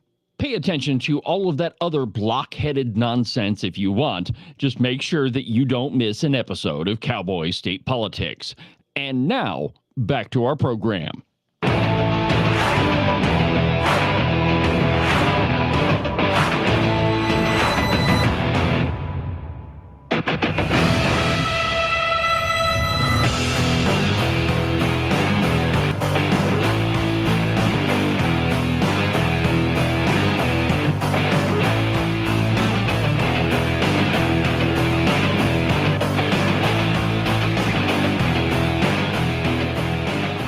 Welcome back to the program, my friends. David Iverson, Cowboy State Politics Live. Having more fun than anybody should ever be allowed to have. And pointing the finger at those people who absolutely deserve it. Rotten politicians, red-coated Republicans in Cheyenne. And there are a lot of them, my friends. A lot of them that deserve the well-deserved attention that we give them on a daily basis. So what's happened in these states that have done caps, and some of them are wealthy states, but really who's benefited? The rich are going to benefit the most. They're going to benefit the most. Tax cuts for the rich. That was old Steve Harshman. That's a classic, man. I mean, I should play that for other people that really are interested in hearing about Cowboy State politics. Maybe I'll do that this weekend. You know, there's a lot of Steve Harshman fans out there. I bet they don't realize that he's a Soviet communist. Well, anyway, I mean, probably, maybe he is. I don't know. I have no proof of that except for what he says, which is all the proof that I need. It couldn't have happened to two nicer people. And perhaps you saw the news yesterday in the Wyoming turkey vulture, but Reed Reisner has filed a defamation lawsuit against a well-deserving former state senator, Anthony Bouchard. And, you know, like I said, it couldn't have happened to a nicer guy. From the Wyoming turkey vulture, Reed Reisner, a Wyoming businessman with ambitions to purchase TikTok and former U.S. Senate candidate, filed a defamation lawsuit Wednesday against former Senator Anthony Bouchard. Bouchard has previously made social media posts alleging sexual misconduct by Reisner. In a draft of the complaint Reisner filed in court, Reisner calls these allegations false and argues it has and will continue to cause him personal and economic damage. In a screenshot of the Facebook comment section Reisner sent to the Wyoming Tribune-Eagle on May 6th, Bouchard said of Reisner on Facebook, quote, "He's just another phony. Ask him about his student sexual abuse report when he taught drama classes." Bouchard wrote another comment saying that he spoke to a parent about this and learned that Reisner sicked, which, okay, nobody's going to give Anthony Bouchard any trophies for his grammatical skill. But anyway, that Reisner sicked his attorney on the parent. Too bad the school covered it up. The comments appear to have been deleted. Who would have guessed that happened? But fortunately, and I try to do this as much as possible, when I see something that is entirely distasteful, written by one of my adoring fans. I was in a store the other day and I made a comment. I'm like, yeah, I have way too many friends. I don't really need to do that. And the salesman looked at me and he says, "You call these people friends?" And I'm like, well, you know, I mean, there's so many of them writing comments on Facebook. I figure I may as well call them friends. I mean, it's okay. Anyway, the comments appear to have been deleted at the time of publication, and Wyoming Tribune-Eagle was unable to verify the authenticity of the screenshots. I bet a subpoena will. Just saying, I'm sure Facebook could probably find those. Quote, "I won't let this go unchallenged. I've spent my life building businesses and serving my community with integrity." Okay, it's Reed Reisner we're talking about here. I don't know that there's a grand amount of that. I personally, you remember the episode I published, I guess it was last summer, where Reed Reisner started posting something that looked a heck of a lot like, that. And so I had to send him a nice letter saying, don't use the Cowboy State Politics logo for personal benefit. Anyway, Reasoner's complaint indicates that after earning an associate's degree in theater from Casper College, he earned a bachelor's in English literature with a minor in history from the University of Wyoming. In an email, a member of Reasoner's staff said, quote, Reasoner was not a drama instructor at Casper College. The staff member also said that Reasoner was a student at Casper College and did one semester of work study, but was never a professor or instructor. The court filing calls Bouchard's comments, quote, deliberately false and defamatory, adding that Bouchard knew the comments were false or made the communications with malice and reckless disregard as to whether the communications were false. The alleged defamation is rooted in a Facebook post from Bouchard on May 6th. The image of the post is a headshot of Reasoner below the words, if only his professional file from his time while employed at Casper College was part of his political resume. It's all by design. Well, the truth is, Mr. Bouchard says all sorts of really nasty stuff about a whole bunch of people. And I'm just glad that, Reasoner's standing up to him. Whether that's accurate or not, I have no idea. But I can tell you that in my interactions with him, I've asked him several times to clarify a lot of the things that he's done. So I don't know. Just to be fair, we'll see where this thing goes. Let's see here. What else? Well, we got about 25 minutes left in the program. I was going to get to this. This is a biggie. From the Blaze, the Supreme Court has given Trump a major victory with all of the mass federal layoffs. And I quote, the U.S. Supreme Court issued a near unanimous order. This is pretty rare considering you have John Roberts there, temporarily allowing President Donald Trump to restart his plan for mass federal layoffs after he was blocked by the lower courts. In an 8-1 ruling, guess who the lone dissenter was, Agent 29? Just take a wild stab. Yeah. Not even a guess? Yeah, you got it. Ketanji Brown Jackson. Quote, the inevitable consequence is frustrating the government's efforts to impose budgetary discipline and build a more efficient workforce. The president had ordered mass filings as part of his plan to cut down the size of the federal government. But in May, U.S. District Judge Susan Ilston of San Francisco, go figure, ruled against him and blocked the action. Now, this was before the Supreme Court had ruled that a district judge can't issue a nationwide injunction. It just reminds me of what Harriet said during the discussion, that she actually was a recipient of one of those nationwide injunctions. Not one of those, but one of an example of one in her career. Quote, as history demonstrates, the president may broadly restructure federal agencies only when Congress wrote, according to Ketanji Brown Jackson. That's not true at all. The president is the head of the executive branch. All of these different agencies, whether it's the IRS or the Bureau of Land Management or the U.S. Fish and Wildlife Service or U.S. Forest Service, any of them are in the executive branch. And the president is right at the top of the pyramid. He's the boss. On Tuesday, the Supreme Court sided with the president to allow the plan while litigation continues. In her dissent, Brown accused the rest of the court of demonstrating, quote, an enthusiasm for greenlighting this president's legally dubious actions in an emergency posture. Well, maybe getting a handle on a massive federal bureaucracy that is wasting a tremendous amount of taxpayer money might be an emergency.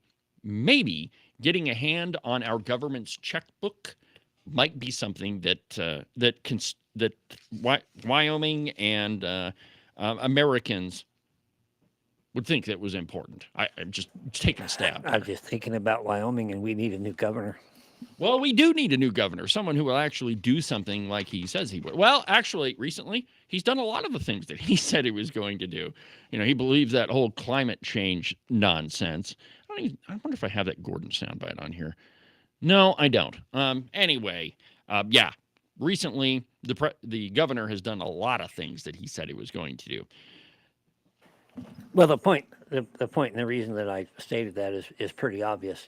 We always talk about to you. The Freedom Caucus is only interested in national issues. Those things don't affect Wyoming. You don't care about Manderson. Yeah.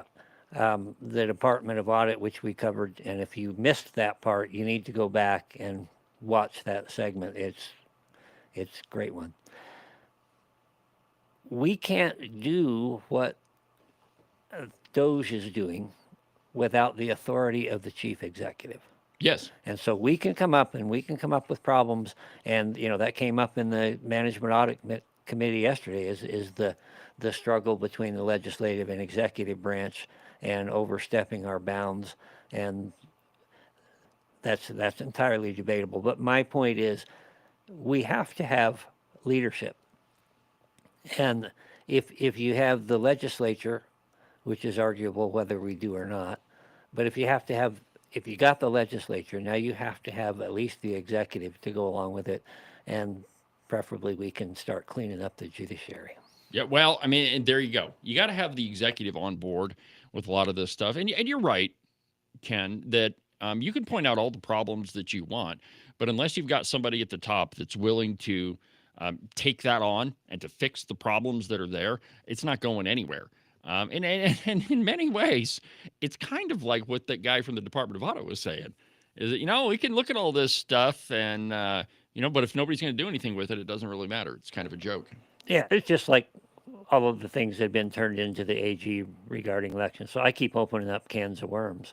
But thinking that I'll take the bait. People, well, I'm the guy that pushes the buttons, right? Yeah, that's true. That's very true. Well, and to what you were referring to, this is another example of the executive branch not doing what they're supposed to do. There was the Cowboy State Politics broke the news that there are a number of election complaints that are sitting on the Attorney General's desk. And if memory serves, there were 16 of them, admittedly of varying severity. But there were a couple of them in there that were pretty big. And Bridget Hill, who is now a Supreme Court Justice, or State Supreme Court Justice, didn't do anything with them. She just let them sit there and didn't, as far as I know, didn't even investigate them.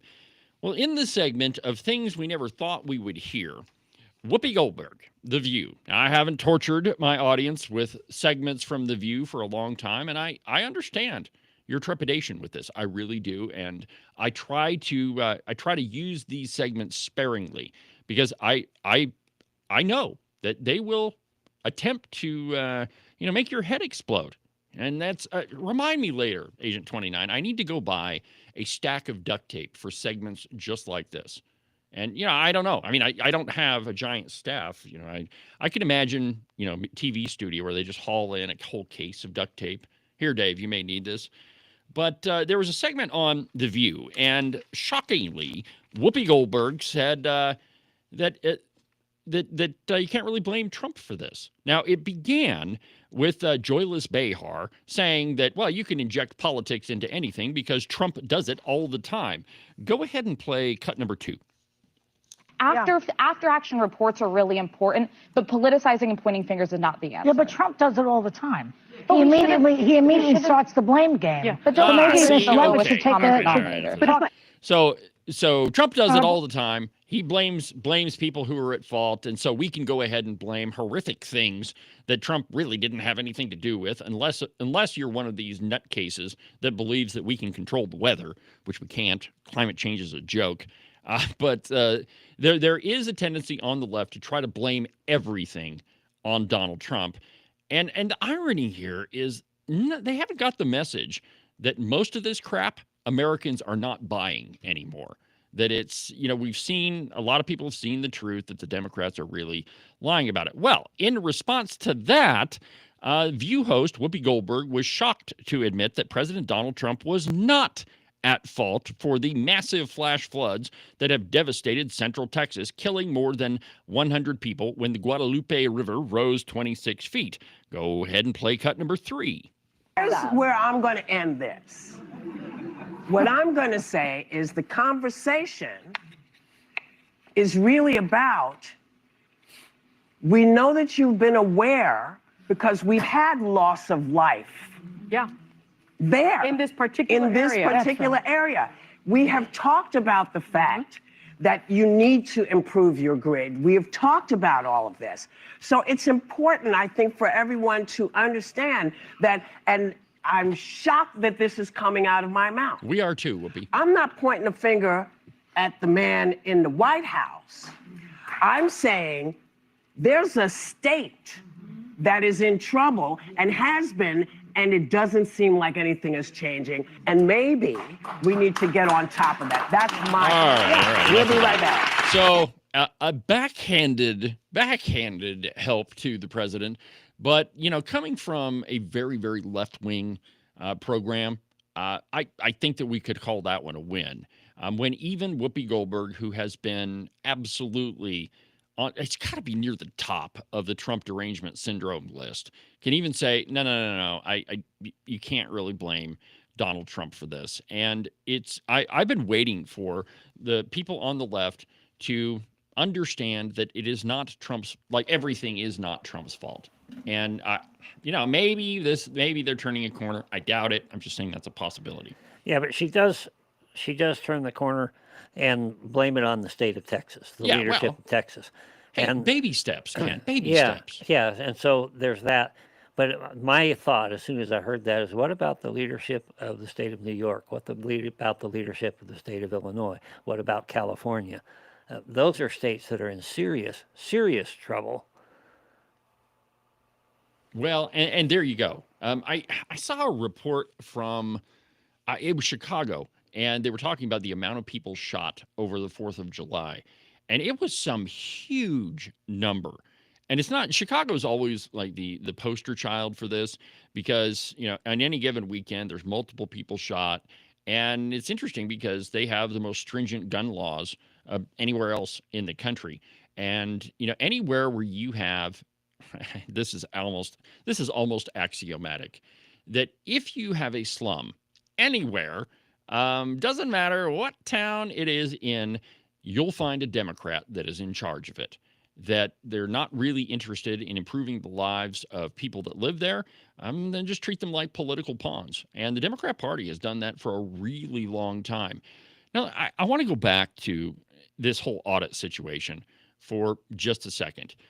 One of the big reasons why that's important is just what Jerry said, that he was listening to it while balancing his checkbook.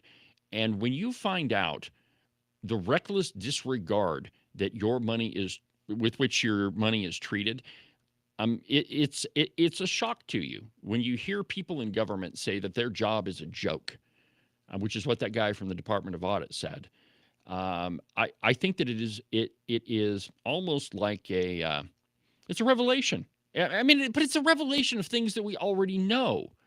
And I think that we just become numb to these things so often that we just, it's like yesterday on the program, we did a segment about, well, maybe the media is at fault for this, for the bad response or the bad preparation for this flood, because we say that everything is an emergency. And when you say that everything is an emergency, pretty much nothing becomes an emergency. And so maybe that same principle applies here when corruption, and I would consider what the Department of Audit is not doing, and certainly what Manderson and Kirby and all those towns are doing, I would absolutely say that that's corruption. But when you don't do anything about it for a long time, it doesn't seem like it's a big issue. We have that Chicken Littleism. Yeah. Nothing like this has ever happened before. No, it's never, ever happened before. This is groundbreaking. Yeah, well, when everything is a groundbreaking news bit, then nothing is groundbreaking anymore. So we've got about 12 minutes left in the program, and I was going to play for you some sound bites from a speech from J.D. Vance that is, it is tremendous. But I think that we'll save that, or at least part of it, for tomorrow's program, because I want some time to talk about it, because it really is good. So I think with the last part of it, I'm not really that concerned with the whole Epstein situation. The guy's dead. Whether, maybe he killed himself, maybe he didn't. I'm kind of siding with maybe it was some other people got to him. But what I am concerned with is the burgeoning cover-up. And again, we talked about this yesterday on the program, that sometimes the cover-up is worse than the crime. And in this case, we have an attorney general who said that the Epstein list was sitting on her desk. And now she's kind of backtracking on that. Now, here's a little video of her from a cabinet meeting, and she's just trying to do the Olympic backpedal. Check this out. Minute missing from the video. We released the video showing definitively the video was not conclusive, but the evidence Now prior listen to to this. it was She's gonna showing he try to explain committed it. suicide. And what was on that, there was a minute that was off the counter. And what we learned from Bureau of Prisons was every night, they redo that video. It's old, from like 1999. What? Every night they record over the video. Correct me if I'm wrong, Agent 29, but we have a number of recording devices in here. There's at least 2, maybe 3 ways we can record anything we want in this studio, and none of it really costs that much money in government terms. Yeah, I would say there are at least a dozen things we could record anything we wanted in here. Yeah.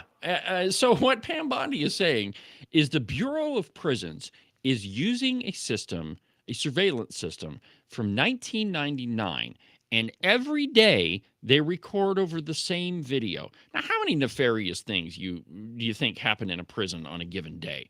How many things do inmates do that you probably want to have some video evidence of? And you're telling me that every single day they look through all of that videotape and then they record over it? And that doesn't say anything about using a system from 1999 that obviously runs on videotape. It's not recording digitally. I don't buy that as far as I can throw that table that they're sitting at. I mean, Ken, in any way, does that make any sense to you? Nope. He doesn't even want to expound on it. But so again, I don't really think that that this Epstein business itself is all that important. I really don't think that Epstein killed himself, but I don't really think that whether he did or not is that big of an issue. Now, the cover-up, that might be an issue. Yeah, when you go to the cover-up, and I want to harken back to Bill Clinton. I never had sex with that woman, Monica Lewinsky. And people ridiculed him, and rightfully so, for a long time. Forgive me if I sound a little bit crude. What he should have done is come out and said, "Yeah, I did," and half of the men in the country would have gone, Well, yeah, we're kind of crude. Well, that and way. that's just the thing, right? Like, we always tend to, politicians anyway, they always tend to want to cover everything up. And the truth is, if they were just honest about it, then you could probably, scary thing to think about, but they could get away with a lot more, because more people would say, well, yeah, I kind of understand that, I guess I don't really like it, but I guess I understand it.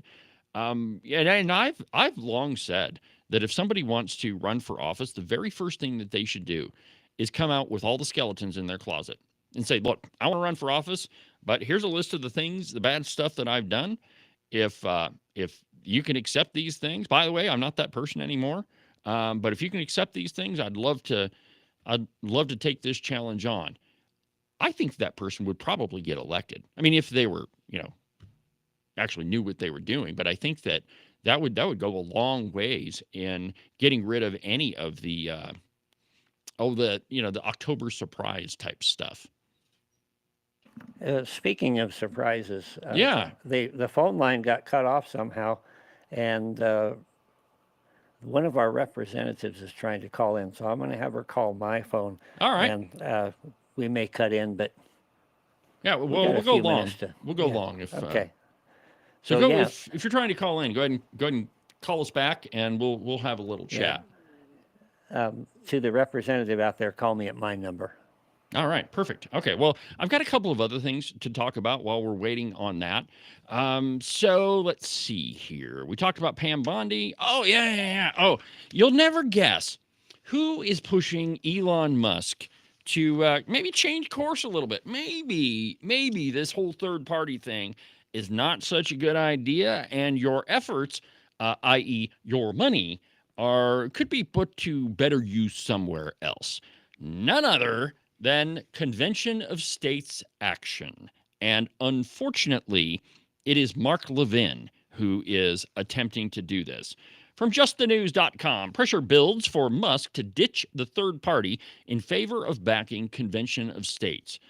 And this is exactly what what the Convention of States has been looking for a really long time. Someone with deep pockets that can fund their propaganda campaign, which that's exactly what it is. And let me just give you a really good example of that propaganda. Now, if you've heard about Convention of States, they always tell you, well, we're going to do these three things, and we can only do these three things. And that's why this thing is so safe that, we're not going to do any more than this. Play cut number 4, Ken. So if there's no risk, then why did you put limitations on the enabling and educate the three basic limitations in the laws that you're So as opposed to doing a general convention. Correct. Yeah. So the reason is for narrative. In other words, if we were to put out there to the world that, hey, we're just going to have a convention, we have no idea what we're going to talk about at this convention, then frankly nobody would support it because there'd be so much fear out there. Everybody would be afraid that we had to frame it in a way. I mean, this is one of the things that I think, I'm just going to say this generally, libertarians and conservatives are really bad at narrative. Oh, yeah, we just generally don't understand narrative. And if you don't frame a political discussion in the correct way, you lose. Oh, so the reason why the Convention of States puts those limitations in their dumb little bills is so that people will buy it. That's what that soundbite was saying. And that was Mark Meckler, the head of Convention of States.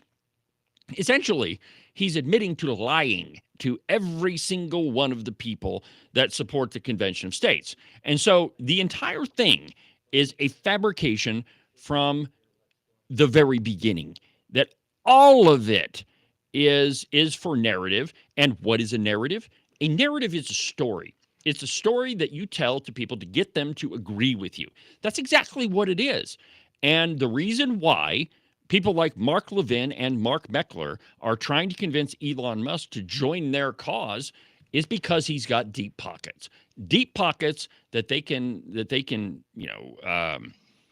spread their propaganda around to everybody. Now, this is a bigger story, and there's a guy I've been trying to get on the program, and I think I'm going to try to, his name's Sean McKeon, and I'm going to try to get him on the program so we can really do a Convention of States discussion. We haven't done one for a really long time, and so I think that would definitely be worthwhile. What do you think, Ken?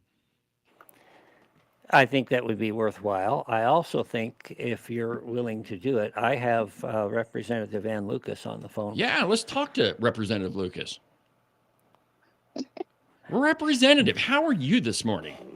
Well, good morning, my friends. I've been watching the show on YouTube and kind of biting my tongue a few times because I was at that management council meeting yesterday. Oh, yeah? And anybody who says auditing and accounting and stuff like that is boring doesn't even know what they're talking about. Well, that's kind of that's your bag. So what was? Give me what happened there. Give me the front row report. Well, we've got like 3 minutes, so I'm going to give you the Cliff's Notes version. Okay. First off, you had said, oh, it's hard to find audit reports on the auditor's website. Boy, howdy, you're not kidding. Here, folks, is best way to find anything. Go to ChatGPT and say, how do I find the Manderson audit? And what do you get? Because that's the only, and then it tells you, go here, go here, go here, go here. Drop this down, click on this, drop that down, click on that. It's not easy. Well, you wouldn't think that would have been done intentionally, do you? Well, I find that most government websites are hard to use. Well, that's true. I find that the government doesn't really want you to see what they're doing. Or can they change it? So I found the Manderson audit horrific. I was an auditor. and the fact, first off, that these political subdivisions are tardy, but so tardy in filing required reports. And then this one, the census, is a real easy one. It's very basic assets and income. This should not be hard. I've reviewed a bunch, probably 100 of them over the past few months, and it's no big deal. Okay, you could do it yourself on your own finances. And the fact that they got all of that wrong it's horrific. All right. So the next question, Ann, is what should we do about it? Well, we're putting sunshine on it, so that's the good thing. I understand the Department of Audit's position. They are doing as they are instructed to do. They have no authority to do anything beyond that. And they have no teeth. As was said in the meeting yesterday, they have absolutely no teeth. So all they can do is put sunshine on it. Well, and I think that's the part that's intentional. I mean, and you heard Chairman Knapp say, "Hey, there was a bill to tie this to revenue," and nobody really wanted to do that. So as you many times, we all know I got this job. Ken got his job because we were really tired of seeing how things are being done. Auditing is really important, and it's not there to catch people doing something wrong. It's to prove we're doing it right. There you go. And when we don't prove that we're doing it right, we might as well be doing it wrong. And when Manderson has no receipts, you've got to wonder who's minding the store there. Somebody, because they're certainly hiding a lot of stuff. And it's, I found that if there is negligence to that level, that it has to be intentional. Like you are intentionally not doing that stuff. And your point was very well made. That was an excellent way to put that. And it immediately made me think about election integrity. That's what these things are about, are not to go find the problems, but so that nobody can look at this and say, well, there might be something wrong. We know there isn't because we got everything. And that's the kind of thinking that we conservatives are bringing to the legislature, which has been lacking for eons. Well, and one more question, and I know you got to run, but what did you think about the caller we had, Jerry's comments that he was balancing his checkbook while listening to it? Well, I was a banker for over 40 years, personal banker. Credit unions, I didn't deal with millionaires very much, just real people. I'm here to tell you that most people don't even know what that means. So kudos to Jerry, because Jerry's 1 in 100 probably who does balance his checkbook and knows. Now, I find conservatives do a better job of this than we seem to count our pennies better than other folks. But most people don't have a clue. They couldn't tell you right off the top of their head with $100 how much money they owe, how much money they have. Right. Why would they expect their government to do differently? There you go. Very, very well said. We're a financial train wreck. Well, and we both got to run, but if you wouldn't mind, get with Agent 29. And let's set up a time for you to come on the program and talk about this a little bit further. I think this is a big story, and it's one if we don't pound on it, it's going to get lost. It's an important story. I'd love to. Okay. Talk to you guys soon. Yep. Thanks. Thank you, Representative. That was Representative Ann Lucas from Cheyenne. She beat one of my. I don't even want to call them favorites because favorites implies something positive. But she dispatched with the title of representative for Dan Zwanitzer. And we'll have Agent 29 set up a time and we can get Ann Lucas on the program and we can talk about, since she was there, since she's involved, she's a representative, so that we can talk about this. But that way overdoes it for today's program. Make sure that you listen to Cowboy State Politics. You can listen to the podcast anywhere that you can find them. iHeartRadio, iTunes, TuneIn, really any of them, anywhere. And don't miss tomorrow's episode of Cowboy State Politics. We're going to do Open Line Friday. And we're only going to have a 1 hour show because it is a zoo here in Sheridan. But we'll do an hour of Open Line Friday. For now, from the base of the Bighorns, I'm David Iverson, and this is Cowboy State Politics. See you tomorrow, my friends.